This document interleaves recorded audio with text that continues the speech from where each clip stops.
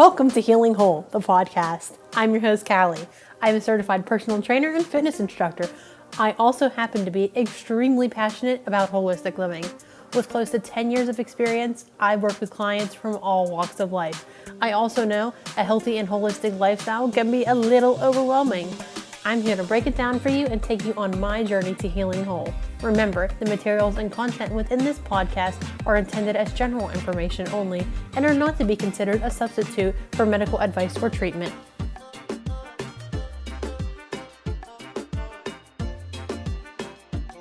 Welcome to episode 11 of Healing Whole, the podcast. I am here with Dr. Sara of Integrative Health and Wellness. Hello. How are you? Good. How are you? I'm doing very well. So she just showed me around the office. It's in Greensburg. Yes. What's the address? 143 Hartman Road, Suite 1. It is beautiful. It is very calming in here. I just like the atmosphere. Good. The atmosphere is great. Like bright green walls. Yes, I love it though. I love it. Green's my favorite color. And green is the color of wellness this year. Yes. The wellness shirts, which I'm excited about. Oh, good. Yeah. I still have the past, 2 years? Yep. Mm-hmm. We will have you a whole collection. So Dr. Sara has joined us at Wellness the last 2 years, and she'll be here again this year with us. And Wellness on the Yawk is September 7th, if you were wondering. But I always ask the same question to start with. I'll ask how you got into this holistic way of living. So just kind of a general overview of what sparked your interest. Okay. So it's kind of a long story. I got all day. It's a podcast. I have all day. We'll be here 5 hours. I can take it. So I grew up in upstate New York. Okay. And near the Finger Lake region. I don't know if you've been there. I'm not sure where that is. You should go. Okay. It's beautiful. It's kind of on the border, almost the border of PA, but maybe like 2 hours north. So New York's kind of a weird shape. So it's like in the middle-ish, sort of. And there's a bunch of lakes there that are kind of shaped like fingers. Oh, cool. And so they're pretty big. I think they're like 20 or 30 miles long, each lake. Wow. So they're big lakes. And I grew up near one called, the town of Ithaca, New York. Oh, I've heard of that. Because what college is there? Teal? Cornell and Ithaca College are there. Oh, it's Ithaca. Duh, in Ithaca. Teal is in Pennsylvania. Anyway. But that is, if you wanted to be in a place that had organic farms and farmers markets and organic restaurants, Ithaca's your place. Oh, nice to know. That's what it's known for, and it's really easy to just eat normal, healthy. Eat real food. Real food. Yeah. And so that's how I grew up. Okay. It wasn't abnormal. That's what I ate, and I didn't think anything of it. So I always kind of grew up with almost like the hippie mom. Somewhat. That's good. Who always did homeopathy versus medicines and real food and all this stuff. Limited my sugar intake until I was old enough to cheat. Yeah. And so that's how that was just normal for me. And I kind of grew up, that was just my way of life. And it was really more my health once I was old enough to kind of be on my own, which starts around age 14. You start hanging out with friends more. I started to get away from that life, and that's kind of what my health declined really kind of got me back into it. So you say your health declined. What happened with your health? So I started off probably age 13, 14. I started to just get headaches. Okay. And they were mild. And doctors told me it was normal. I mean, what girl probably hasn't had a headache? They're just saying puberty and hormones. And don't worry about it. And it progressed to migraines. Okay. And so, again, I was told it was normal. This time it was genetic because my grandmother had them. She had migraines? Yeah. Okay. And I was looking to have them for as long as she did, which was related to her cycle. So she stopped having migraines during menopause. Oh, so you were just going to have them for your whole life? No big deal, right? And at that point, I didn't really think anything of it. I mean, my mom wasn't a doctor. She did a little bit of homeopathy and herbal stuff, but nothing major.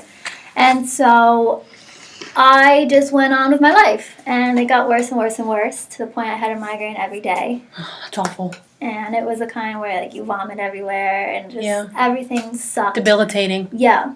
And so it got so bad to the point I was a senior in high school where I'd have to wake up and take painkillers regardless of whether I had a headache. Because like I would get one by lunch if I didn't. And so I was a big athlete. I did soccer, cross country, and track. Oh, wow. And so I was exercising hours a day, taking a ton of painkillers, and also not eating much because I was nauseous all the time, probably from all the painkillers. Mm-hmm. And so I lost a bunch of weight my senior year of high school, and my body actually started to break down.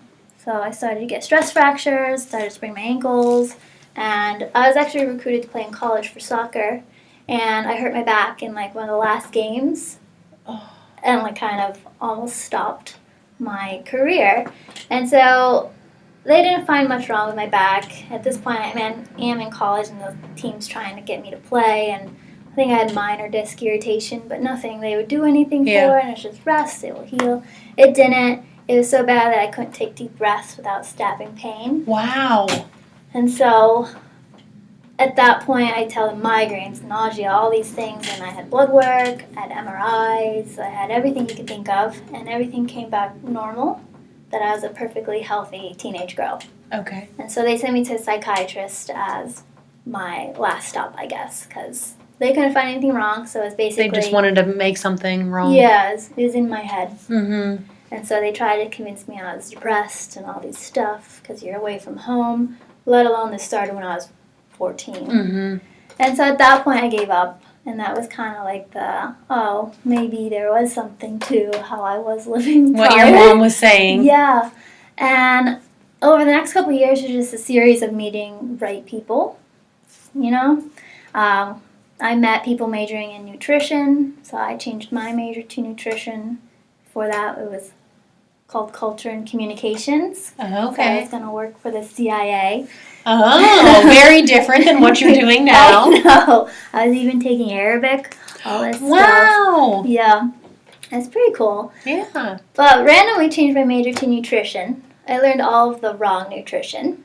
And at school you learned all the wrong nutrition. Where did you go to school? I originally went to Ithaca, and Okay. then I switched to Mansfield to major in nutrition. Okay. Northeast PA. And when you say you learned all the wrong nutrition, explain that more, because I know what it means, but I don't know if other people know what it means when you learn nutrition in school and like traditional dietitians and what they believe as opposed to what people like you and I believe. Right. Yeah, so that was my degree, was to become a registered dietitian, and we learned basic like food pyramid, which is like healthy grains. Predominantly grains. Grains and things like that. We learned how to make like a school plate be under like $1 or something, which you can't do that with like fresh food. So it's all canned food, frozen food. We learned how to like carb load with athletes, which is like the exact opposite of what you want to do. And so I was following that, kind of. I mean, most Americans are eating plenty of grains. Yeah. But I kept getting sicker and sicker and sicker. And I met a chiropractor who I would call more of like a traditional chiropractor. Okay. I went 3 times a week. He's trying to like train my spine to go a certain way. Okay. Didn't help me one bit, but he pushed me to go to chiropractic school. And so at that point, I was either chiropractic, med school, or more nutrition. Mm-hmm. And so I got in all of the schools and somehow ended up at chiropractic. I think it was just I could start right away, and I didn't want to have any lag time. Mm-hmm. And so I went there. And what school was that? New York Chiropractic College. Okay. Right back near Ithaca, New York Okay. again. Full circle. Yeah. And the first day there, I met Dr. Cullen Conceals, who is the owner of the clinic here. Mm-hmm. And he was 4 years ahead of me. Okay. And just new student spiel. We actually had the same landlord, so I met him like outside apartment Okay. thing. And he just tells me what you're going to expect in school and all this stuff you normally do. And then he started to do kind of what we do in our Wednesday classes, which is like, this is like what we have our techniques now, but like it was the extra stuff he was learning outside of class, which is like applied kinesiology and nutrition. and just kind of like, here, let me show you how it works. Like, oh, that's not working. Okay. Let's see what fixed it. And he actually started to make me feel better, having no idea what he was trying to fix. Just finding weak muscles or, using the testing to find weak organs and like, here, try this.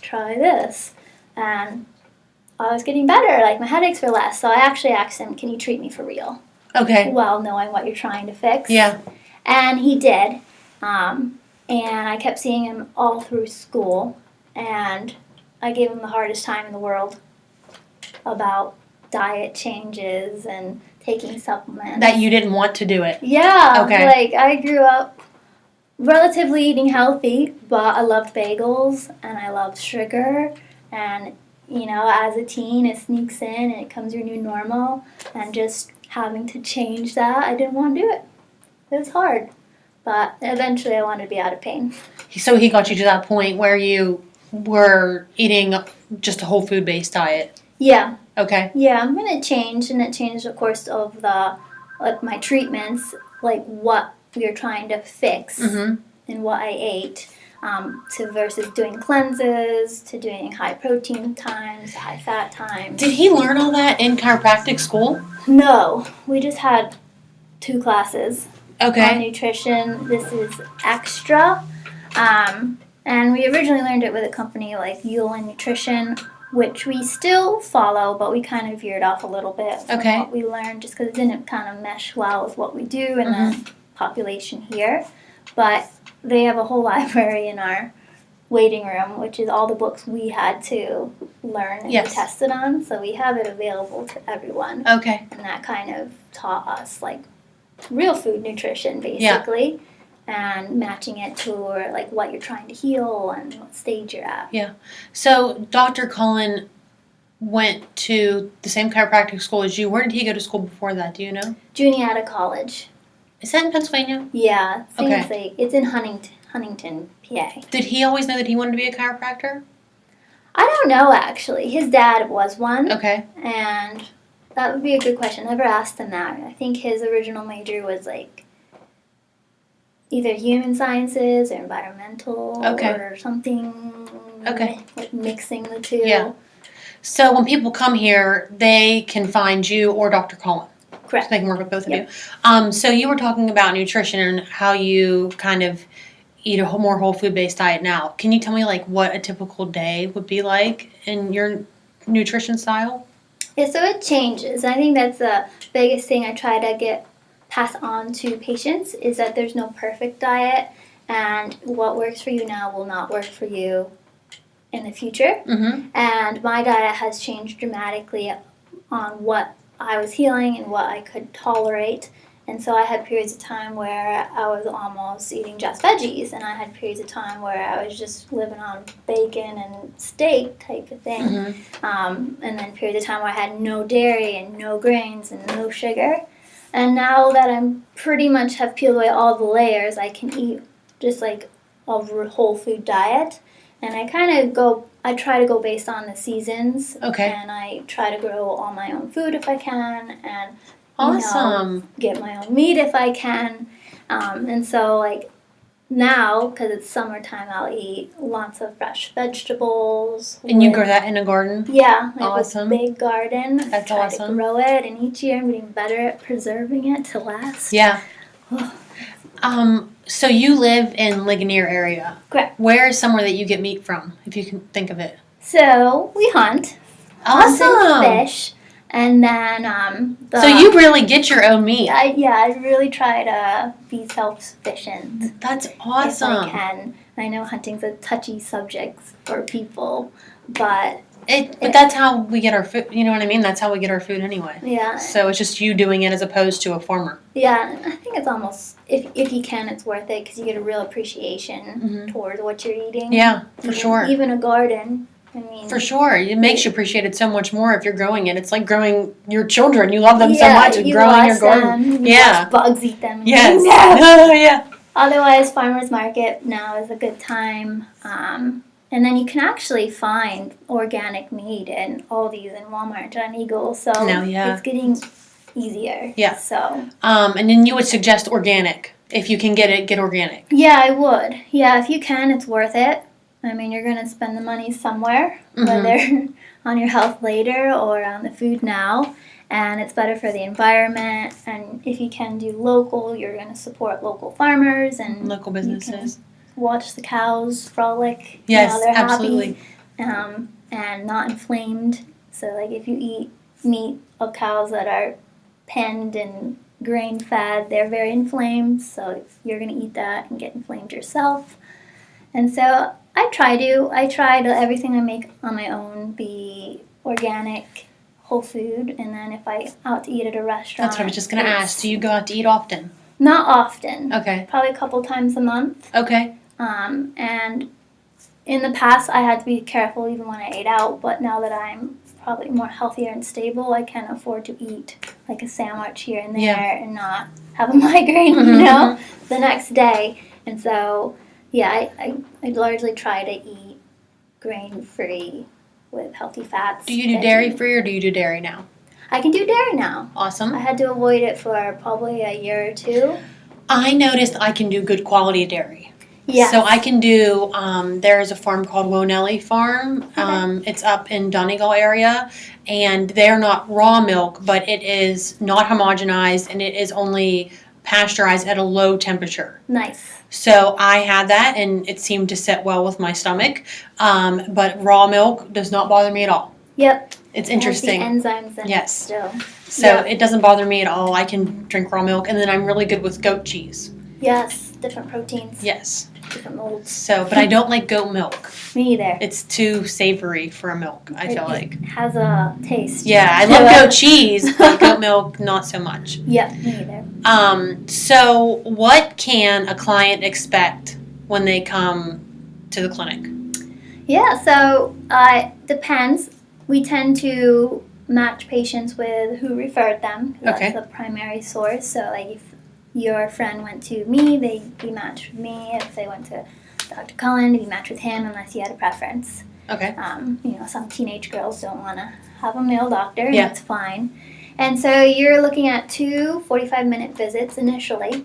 So the first one is the whole exam, where we do the traditional height, weight, blood pressure. Okay. We also have a test called the Health Express test, which is what they actually use in Europe as like their gold standard to like indicate whether you're at risk for poor health in the future. Okay. And so we'll do that, and that will kind of spit out how healthy your body is and what age it's functioning at. Nice. So you can tell if you are functioning your age or if you're an 80-year-old. And then it also will tell the doctors, like, is your nervous system communicating as it should? Is that a machine or? Mm-hmm. Oh, okay. Yes, yeah. So it's a heart rate band hooked up with a cord that goes to a computer program. And you lay down for 4 minutes, and then you stand up for 4 minutes, trying to be as still and quiet as you can. And basically, when you lay down, you're mimicking resting, digesting. Okay. Like your parasympathetics. Yes. And when you stand up, you're mimicking like the get up and go, the sympathetics, and they should be most active in each of those times. Okay. And it can be switched, it can be flopped, one could not turn on, and that's a big reason why people just don't respond to treatments, because their body can't do it. Like, it can't heal if your nerves can't tell your body what they need to do. Anything, you know? And so a lot of people have a problem there, and then it's figuring out, well, how do you turn those nerves on? Which then leads into, like, the next part of the exam. Okay. Where we do neurological muscle testing as, like, the foundation. Can you tell me about muscle testing and what that is? Yes. So that is kind of... You're either yay for it, or people are like, that's weird. You know, it's such like, there's so many different techniques that use it, and some people use it correctly, and some people use it very incorrectly, which can seem very voodoo-y and weird. And so it's basically just a neurological test. Okay. And like in your spine, if you picture your spine in your back, you'll have nerves that come off, and they're kind of like the electrical cords. Mm-hmm. And out of each spot, it will go to skin, muscle, organs, and then loop back to the spine. Okay. And they all talk to one another. So really, you could go in and get that nerve conduction test if you wanted to go invasive and see how each nerve responds and the health at the end of each nerve. but I mean, it's not necessary. And so we'll use that little muscle nerve and kind of irritate the other nerves, whether it's an organ, because the nerves have the same, like the organ has the same nerves as the skin above it. Okay. So you can literally irritate the skin above it. And it'll irritate the organ. Yeah. Okay. So if the organ was perfectly healthy, it doesn't care. It's like you're just getting poked. Okay. It'd be annoying, but whatever. But if it's sick, it has like huge bruises on it, that hurts the organ. So the body has to protect it. Because you can live without an arm, but you cannot live without livers or hearts or things like that. So the body responds kind of like hypothermia. It's going to send all the blood it can to that area that I'm poking that's bruised. Okay. All the nerve input to tell the body what to do with that blood. And it has to pull it from arms and legs. Because you only have a certain amount in your body. And so what happens is if we get to an area, say we are doing the organ example, say it's the heart, and we're irritating the heart by irritating the skin above it. Your body pulls all the extra blood it can, and it almost is like not paying attention to what's happening in the arms and legs. And so when we're testing a muscle, and we'll usually use an arm just because it's convenient, your body doesn't tell that muscle to contract immediately. Okay. It's like a delayed, okay, now we'll contract, but by that point, you can't, your arm's not strong. Mm-hmm. And so we'll use like the arm as like the indicator and go through the nerves, we'll go through the organs. If you have like pain. So you'll just go through every separate area? Yeah. Okay. Yeah. And that takes about 45 minutes? Yeah. Okay. Yep.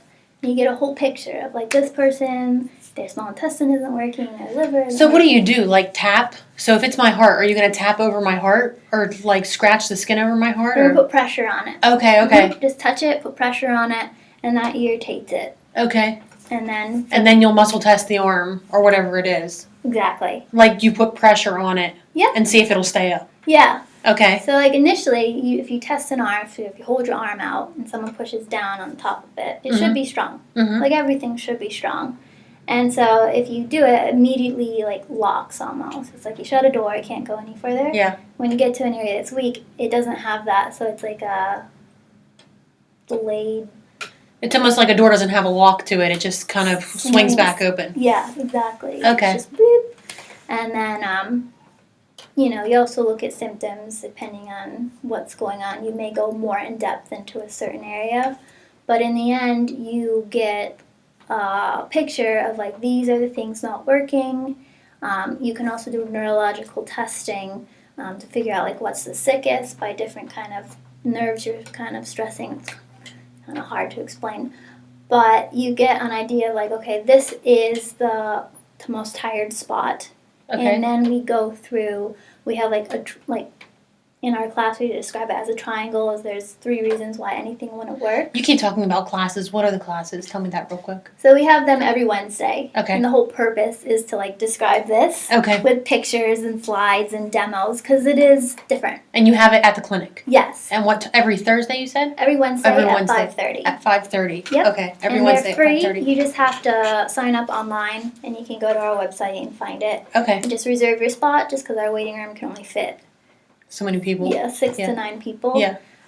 But it's a whole hour to hour and a half dedicated to exactly this. Okay. And like explaining it and Yeah, it's a lot. It's a lot of information. Yeah. You're explaining it very well though. Good. It's But so yeah, hard it's to a lot of explain without information. pictures. Yeah. Like nerves. You're making me visualize it. So, Okay, good. Yeah, no, it's good. So you did the 2 initial sessions, and now you have a picture of the person's body and what you need to work on. Right. So then what? Yeah, so then after the 2, well, what's the first one? You'll come back for your second one, which is also 45 minutes.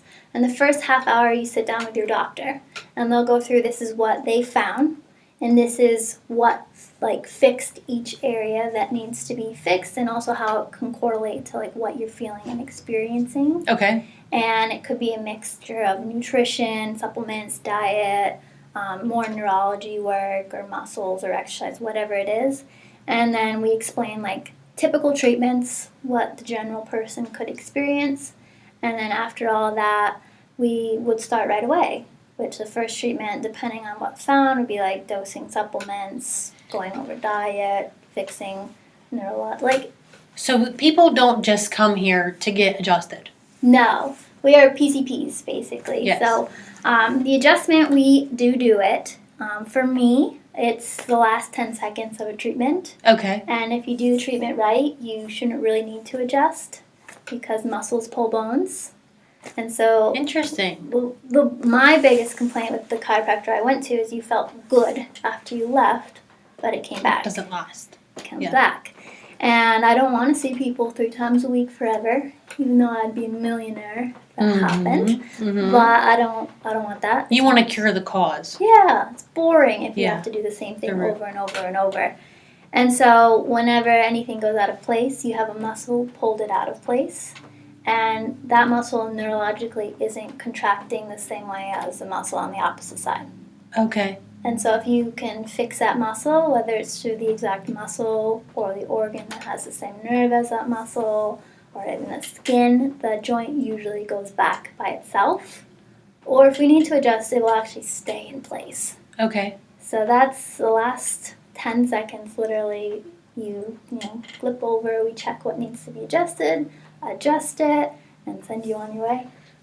Awesome. So they'll come in for their 2 45-minute sessions and then come back after that? Yeah. So typically you'll probably come once a week. Okay. Until you're more stable, Okay. meaning you just feel better and better and better each time. Because as you heal, like I think of healing as more like an onion. You're right on the outside. There's layers and layers, and there's no way of knowing how many layers you're going to have, or even how many layers like you'll need help getting through. And in the beginning, you usually don't have much in your body, nutrient, anything, so you usually need a lot of help. Do you see a lot of that, people that are at their last leg, really, and then they come here because they need an answer? Yeah, we do get a lot of that. Okay. In the beginning, it was that more just because we weren't known. Yes. And now it's kind of probably half and half. Okay. Where we'll just get people that want like the natural PCP and they're relatively healthy, but we just want to have someone in their boat. And then we do get a lot of people where they've tried everything, nothing's worked, so let's do this. Yeah. And definitely they take a lot longer to heal than someone that's averagely healthy, Yeah. How important do you think nutrition is for your overall health? It's very important, but it's a touchy subject. So it's definitely something where when I first started, I heavily did nutrition and diet changes, but I've learned, especially in this area, people will turn away from healing if they have to change their diet too fast. And so initially, I match them where they're at. Whether we might not even talk about diet for the first couple of visits unless they have like food sensitivities where they can't ignore it. Okay. And then we kind of, as they're feeling a little better, we'll be like, hey, do you want to heal faster? Do you want to stay feeling better? Let's look at what you're eating type of thing.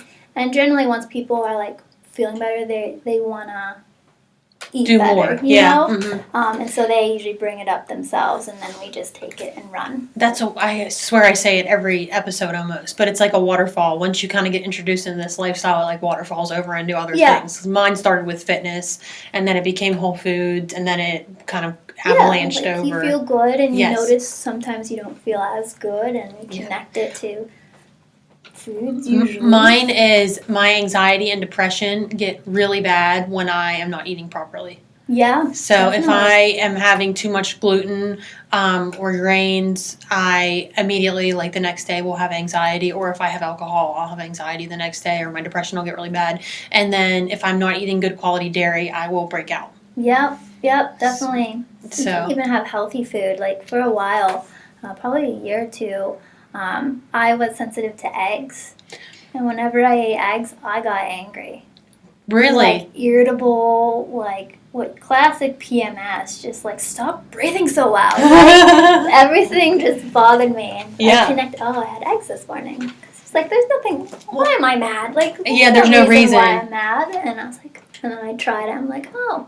So I had to avoid it and slowly introduce it back in later? Yeah, well, really, most food sensitivities are you don't have the enzymes you need to digest it. Okay. And so you have to avoid it while taking the enzyme that matches that food. Okay. And then clear it out of your blood, which usually takes 90 days. Are there a ton of different enzymes? Yes. Yes. You recommend enzymes to certain people that would need them? Yeah, and it has to be tested specifically to you. Okay. Because there was a ton. Okay. We have probably 7 to 8 different kinds. Different kinds of enzymes. Yeah. So if I just took I just take a general enzyme, do you think that's helping? Or Probably maybe not if you're still reacting. Okay. You know? Okay. And should you take an enzyme every day? Depends. Like, if you test for it, yes. Okay. Every day.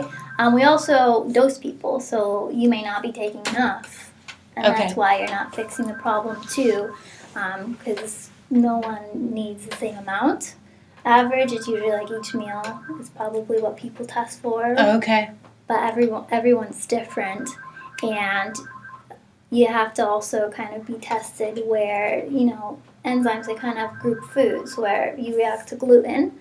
That's the one that really sparks the noticeable symptom, but you could be reacting to all grains, really.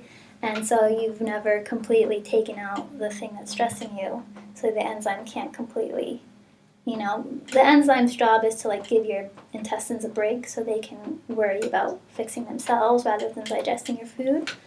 But if you keep introducing the food, it's not going to fix it. Yeah. So I would want to take out grains for 90 days.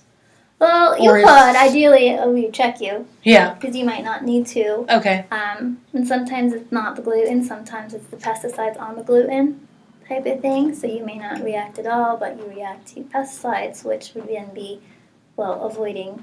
Because unless you want to fly in your grains from Europe, because they don't use it over there.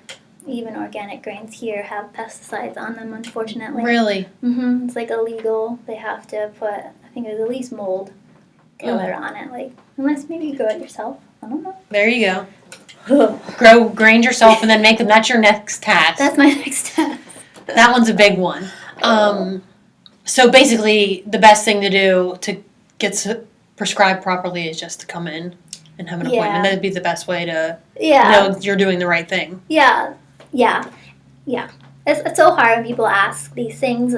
On one point, yes, I can give you advice and generalize, but on the other point, I know that it's all individual. Yeah, everybody is different. You may not be taking the right enzyme, or you could be taking the exact right one, but not the right dose, or, Yeah. And I don't want to, say one thing, and then you do it, and you're like, wait. It's not helping. Yeah. Yeah, so you guys really get a detailed look at each individual person. It's not a general practice like you prescribe the same thing to every person. It is very different for each person. Yeah, because you're different. That's awesome. I think that's awesome, and that's so different than other PCPs and other chiropractors in general, or any doctor really, because I feel like they just diagnose you, for your one illness or whatever it is, and not as a whole, and they're not getting to the root cause, and you guys really get to every root cause. Yeah, and unfortunately that's how we're taught. Even in chiropractic school, everything I do is extra education,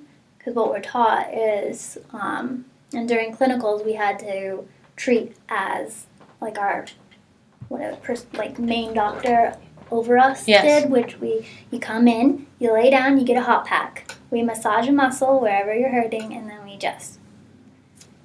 That's it. That's it. Yeah. Maybe we'll give you exercises. And so even, natural doctors were not taught, really. The importance of diagnosing the body as a whole. Yeah, I think they might say it a little bit, but honestly, we're not doing anything for it. And so, definitely medical doctors... They're not taught that. They only take one nutrition class in school, don't they? Yeah, and my chiropractic education, at least the school I went to, we had more science, more anatomy, more nutrition, more histology, all the chemical. We had more education than they did. They just had pharmacology, That's crazy. And so we weren't taught, so they're not taught. And today you have to be a specialist to because you have to know everything about that particular disease or area. You can't do that for every problem a human body could have, so you have to be smart which is great if you are that 2% that need the emergency care. You want someone that can be like, yes, I know this, but 98% of the people aren't there yet. And that's where people are having problems. They actually can't help them until you're sick enough that they can help you. Yeah. So you have your regular clients that come in weekly or bi-weekly or however you make the program out for them. Do you have people that come in when you get a cold or something, do you have people that come in for that? Yeah, that's why I always stress. I tell them, even if it's in the beginning and I saw you yesterday, if you get the flu, if you sprain your ankle, if anything weird, I want to see you at your worst. Okay. Because that is now the most important thing for your body to fix. Okay. Whereas if you wait, say you had a really bad, flu-type symptoms, and it's 3 weeks and you're still feeling dragged down, you may drag yourself in, but your body's like, oh, I'm pretty much handling it. I'll give you a little bit to, help drain you, and then you'll get better. Yeah. But if you came in initially, you could have been avoided all that. Yeah. And then do you kind of do the same thing to diagnose what's going on with that? Yeah, because generally what happens, so every visit's the same, where the foundation, where we're checking your original problems, see if they're testing stronger. Okay. And then checking everything else again to see what new popped up. And usually as we go, new things won't pop up until your body's ready to handle it. Okay. And when you come in sick, that is now the sickest part of you, so your body's like, hey, tonsils aren't working, this isn't working, and it's what I need for it. So it usually shows up by itself. Okay. Yeah. Awesome. So you definitely use what you've learned from your real life in your practice. Yeah. A lot. Definitely. Yeah. That's awesome. I think that's really great that you actually practice it outside. And I've said this to you before, that I love when you guys post stuff on Facebook of what you're eating and things like that. And you even have recipes here that people can purchase. Yes, yeah. I have a couple brochures. Our front desk receptionist, she's very social media savvy. Yes. Got impatient with, I have a cookbook written, but definitely no pictures or formats or anything, and I'm kind of stuck because that's not my expertise, and I don't really almost want to put the time and try. You need her to come to your house and... Yeah, just do it for me. Yeah. So she pulled a couple of the recipes and put them in little brochures. They're very nice. Yeah, she did a good job. They're very nice. So you, keep wanting to say prescribe supplements to your clients. Is there a certain brand that you like to use, or do you just you've researched over time and... Yeah, we do whole food supplements. Okay. That's the main key, is they have to be from real food. Okay. Basically, you have to be able to read the label and know what it is. Okay. And it has to say, carrot if it's for vitamin A, because if it doesn't, then you're having a synthetic supplement, which is garbage. Your body will treat it as a medicine, and that even if you need it or you don't, it's going to force your body to do something with it. Okay. And that usually wears out other things, because a carrot has so much more than vitamin A in it, whereas if you cook it in a lab, you just have one tiny piece of that nutrient. Okay. And your body has to pull other things to use it. And so most of the thing, which our standard process, is the whole food one, and most of it is organic. And then we'll use herbs too, if you need kind of a bigger gun, the big gun. That's the nature's version of a medicine almost. Yes. Where it's going to do what it's designed to do in nature, kind of the same way medicine is, it's just going to do what they designed it to do. Yeah, absolutely. And we also do homeopathy too, so. Okay, can you explain what homeopathy is? A little bit? Oh man, yeah. So that is, not to, I always want to say this, but never want to scare anyone. I don't think I'll scare anybody here. Good. The idea behind that is they put what we're trying to get out in such a tiny, tiny, tiny amount that it's so small to do anything negative, but just enough to almost remind the body, hey, this shouldn't be here. Okay. Let's get it out. Okay. And it could be chemicals, metals. And is it in the form of a capsule that you're doing homeopathy? Most of those are liquid ones. Yeah. Okay. Cool. Do you prescribe, not subscribe, do you prescribe exercise to people? Sometimes, yeah. Depends. I get a lot of sick people, Okay. and so their bodies actually aren't strong enough to exercise. Okay. And it does more harm than good at that point. Okay. And because of that, when they are ready to exercise, and it's great, like everyone should be moving every day. Mm-hmm. Once you're like healthy, you should make that a daily thing if you can. But we have like a heart rate training where you do monitor your heart rate, and there's a formula you put in like your health, your age, and all these things, and it'll tell you what heart rate zone you need to be at. Okay. And that's the big thing we do because it means it's safe for your body to exercise as long as you stay in that zone. Mm-hmm. And so it's a good way for people. I mean, anyone would benefit from it. But as personal trainers, we always do that, your target heart rate zone. yeah. Mm-hmm. So it's a good way. Like I just had someone with Lyme's disease who was now ready to start moving, and I was like, we really want to keep you here because that way you're not going to tire your body too much. Fatiguing it too much. Because you can do that. And a yoga instructor said this to me one time.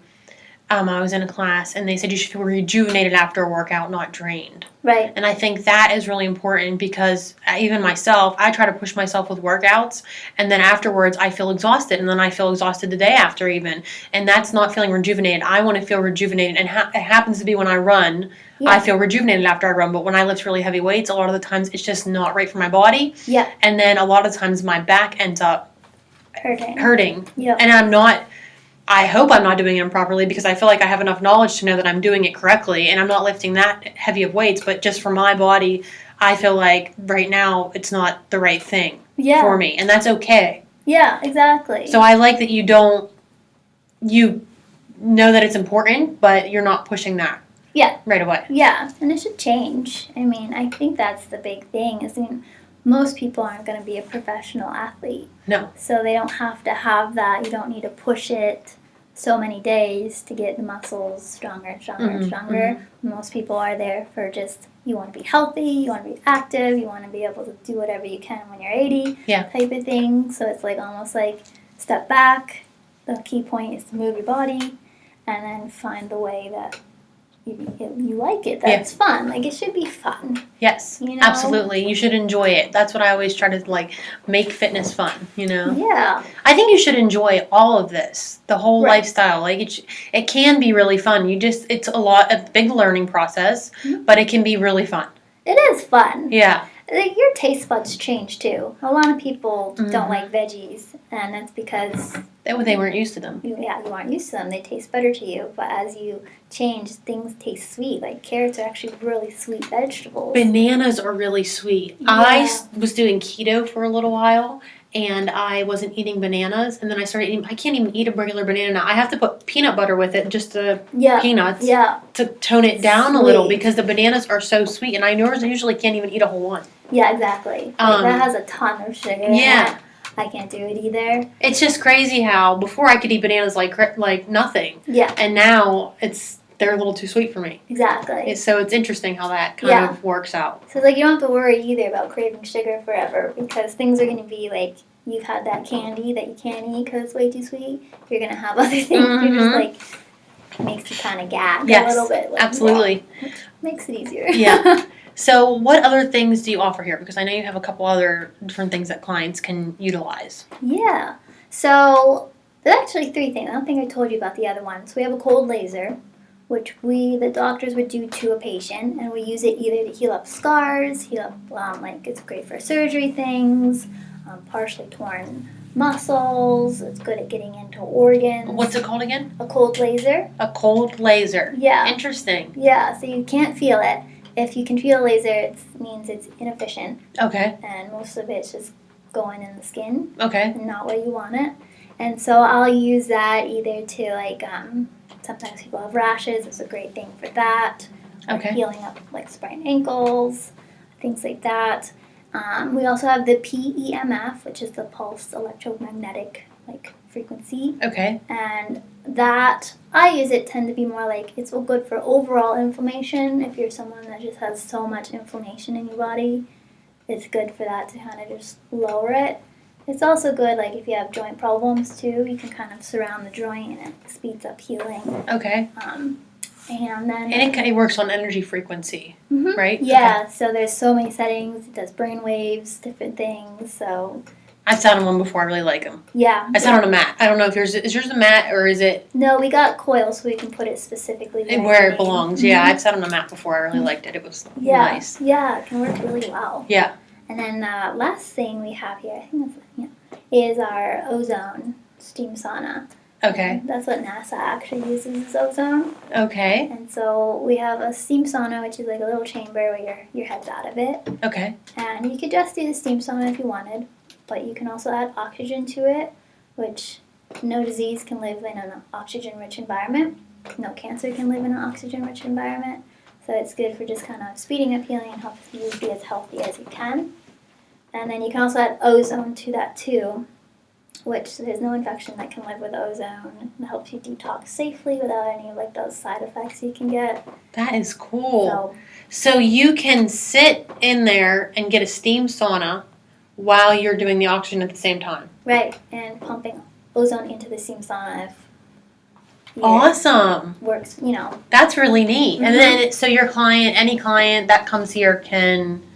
Yeah, so anyone can get the steam sauna and oxygen. Okay. Only patients can get ozone because we have to make sure like your body is, it will work for you. So even if they're not a patient, they can come and do the steam sauna and oxygen. Yeah. Sweet. Yes, that's exactly. Awesome.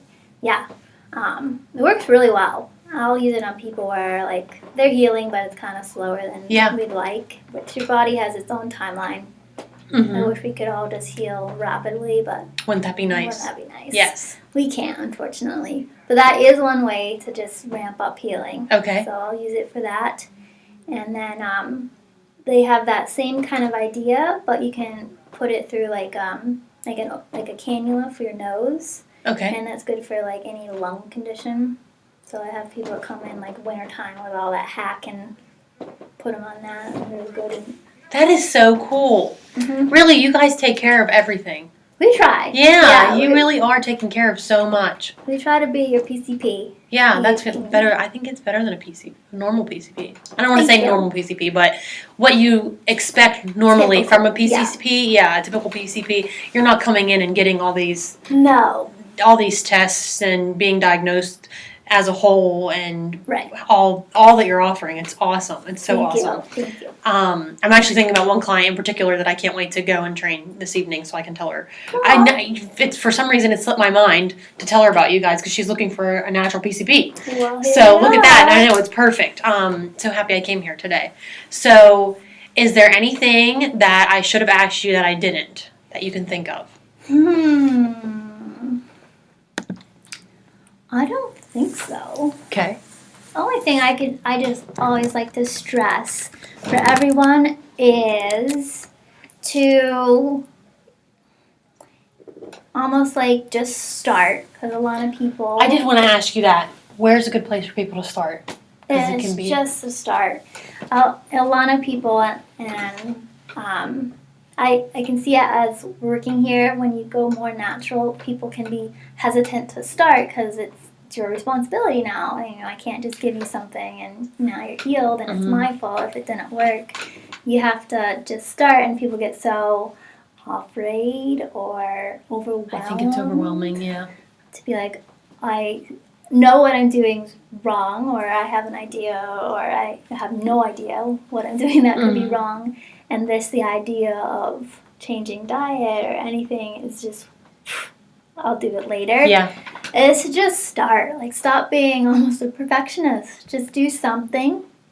Something is better than nothing, even if it's just little steps. Exactly. Like, we've had people that had like 12 sodas a day. And I'm like, could you do 10? Like, little bits. Maybe you don't even start with diet. Maybe it's exercise. Or a supplement. Supplement. Yeah, just start. So people aren't coming in here and it's like a total overhaul. Shouldn't be. It is a little bit at a time. Yeah. Introducing little bits here and there. Yeah. It shouldn't be. I try not to. And I always tell them if it is, you have let me know. Like, I'm not in your mind. I don't know what's too much for you. Yeah. And also the same, if I go way too slow, you gotta let me know too. Yeah. So you're very open forum with your clients. Yes. I just want to get them to where they want to be. Yeah. And to like not let them get in the way of themselves. And the only way to do that is open, honest communication. I think a lot of it too, it's overwhelming and it's scary, but it's almost like, am I worth it? Yeah. Am I worth it to feel this good? Because even with me, I will get like, I'll have a depressed day and then I'm like, I eat bad because well, I'm not worth it, whatever. Right. So I think it's just overcoming that mindset as well, like getting that ego out of the way. Like, yes, you are worth every bit of goodness that you are giving to your body. Yeah. Yeah. And then like also you have no idea how well you're designed to feel. 100%. You know, 100%. like don't settle on okay, but also don't like have you want a goal, but don't also have this idea. And once you reach it, you could go so much further. Like I have no idea, like I could feel the way I feel today. You need something you can put a word on. When I'm doing really, like I said, I struggle with anxiety and depression, so I don't always do really well with my diet and with exercise and things like that. When I get down, for some reason, it's hard for me to keep going.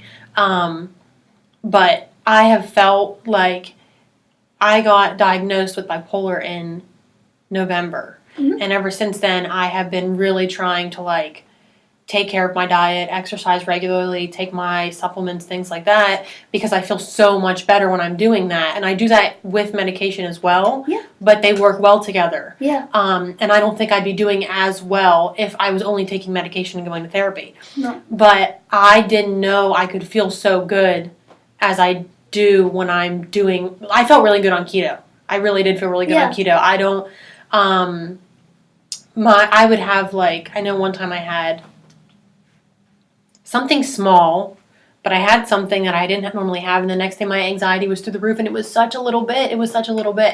But I didn't know I could feel so good. Yeah. I did not know I could feel so good. So it's like, it's liberating almost to feel like that. I would recommend is, we do a lot of like, it's neuroemotional, and they do it in the military. It was originally kind of designed for PTSD. Okay. But everyone has their own form of PTSD. Mm-hmm. And so the biggest thing is to stop fighting what you're feeling.